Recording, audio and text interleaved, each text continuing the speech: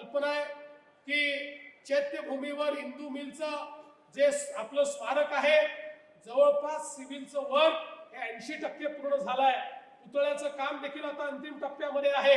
लवकरच अतिशय सुंदर अशा प्रकारचं भारतरत्न डॉक्टर बाबासाहेब आंबेडकरांचं स्मारक हे त्या ठिकाणी सुरू होईल. मागच्या काळामध्ये जपानच्या कोयासान विद्यापीठामध्ये आपण बाबासाहेबांच्या पुतळ्याचं अनावरण केलं. लंडन मध्ये भारतरत्न डॉक्टर बाबासाहेब आंबेडकर राहून ज्या ठिकाणी ज्या घरात राहायचे ते घर विकत घेऊन तिथे म्युझियम आपण तयार केलं. नागपूरच्या दीक्षाभूमीला 200 कोटी रुपये देऊन त्या ठिकाणची सगळी व्यवस्था आपण तयार करतो. आणि एक आपला अनफिनिश्ड अजेंडा होता. मागच्या काळात जेव्हा मी लंडन स्कूल ऑफ इकॉनॉमिक्सला गेलो होतो त्यावेळेस त्यांना विनंती केली होती की या लंडन स्कूल ऑफ इकॉनॉमिक्सचे एक रिव्हियर्ड अशा प्रकारचे स्टुडंट, एक स्कॉलर भारतरत्न डॉक्टर बाबासाहेब आंबेडकर राहिले आहेत. आणि म्हणून आम्हाला या लंडन स्कूल ऑफ इकॉनॉमिक्स मध्ये एक डॉक्टर बाबासाहेब आंबेडकरांच्या नावाचं अध्यासन तयार करायचं आहे. त्याला तुम्ही परवानगी द्या.